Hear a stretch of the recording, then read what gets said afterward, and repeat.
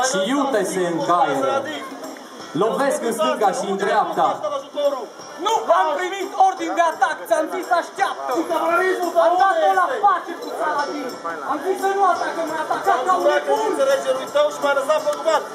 Spiritele se încălzesc, își aruncă vorbe grele.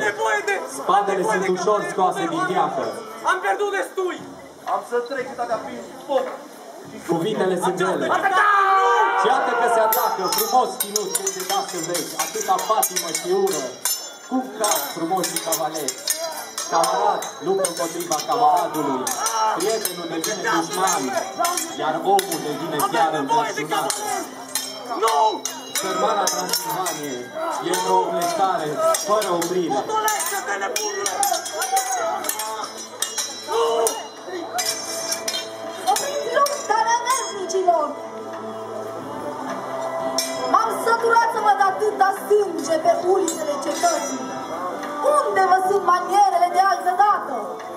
Onoarea s-a pierdut? Am luptat împreună. Ai uitat de unde am plecat. Am plecat din Transilvania amândoi. Vă invit în arena de luptă. Să luptați cavalerește, așa cum vă știu eu.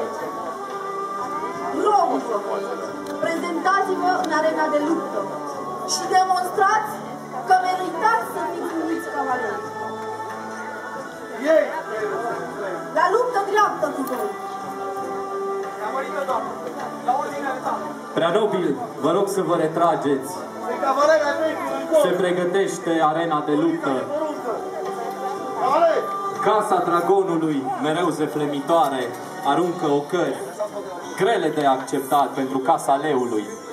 Cele ce urmează vom vedea un turnir cavaleresc între cele două case pătimașe pentru a disputa supremația pentru Transilvania. Prea nobili oaspeți, iată intră în scenă prea frumoasa curte de Transilvania. Marea Doamnă de Transilvania,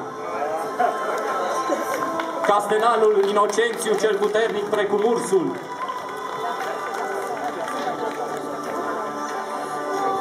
urmată de domnițele Mihaela, Paula,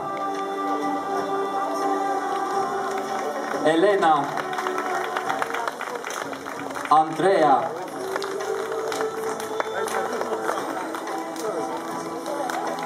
și scutierul Călin.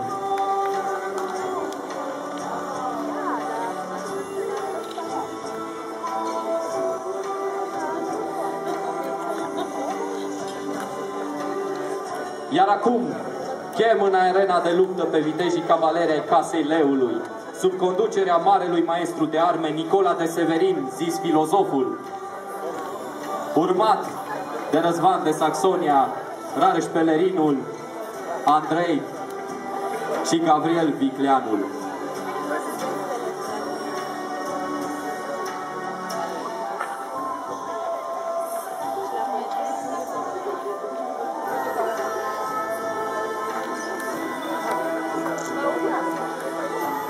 Invit în scenă de asemenea Casa Dragonilor, sub oblăduirea marelui maestru de arme Mihai de Cotie, zis francezul, urmat de Ladislau cel Norocos, Van Olandezul și Ceava. O casă mereu perfidă uneori, foarte mândră.